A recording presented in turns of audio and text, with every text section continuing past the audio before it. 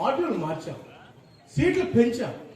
అంటే గవర్నమెంట్ కాలేజ్గా పెట్టే దానికంటే కూడా సీట్లు ఇంకా పెంపించి ఇంకా క్వాలిటీగా ఏదైతే 15 సంవత్సరాల తర్వాత వచ్చేది 2 సంవత్సరాల్లో పేదవాడికి అందించే విధంగా ఒక కార్యాచరణ చేస్తే దాని మీద దుమ్మాలు.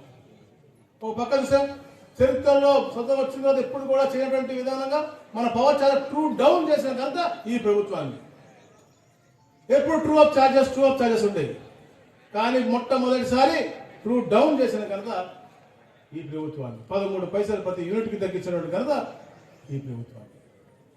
దాదాపుగా 4,429 కోట్ల రూపాయలు గత ప్రభుత్వంలో చేసిన ట్రూ అప్ ఛార్జెస్ కూడా మీ మీద భారం పడకుండా ఈ ప్రభుత్వం తీసుకుంటాం. అంటే మీ పట్ల ఉన్న ప్రేమ. ఎక్కడ కూడా ఎవరు ఇబ్బంది పడకూడదు, పేదవాడు అనేవాడు ఎక్కడ ఇబ్బంది పడకూడదు. అందుకనే రెవెన్యూలో ఇంత ప్రక్షాళన చేసి ఎప్పటికప్పుడు మాట్లాడుకుంటూ గౌరవ ముఖ్యమంత్రి ప్రతి నెల కూడా రివ్యూ పెట్టుకుని మాకు ఒక మార్గదర్శకం ఇచ్చి అవన్నీ కూడా క్షేత్రస్థాయిలో అమలు అయ్యేవాళ్ళని చెప్పేసి ఆయనే పర్యవేక్షించుకుంటా ఉన్నారు.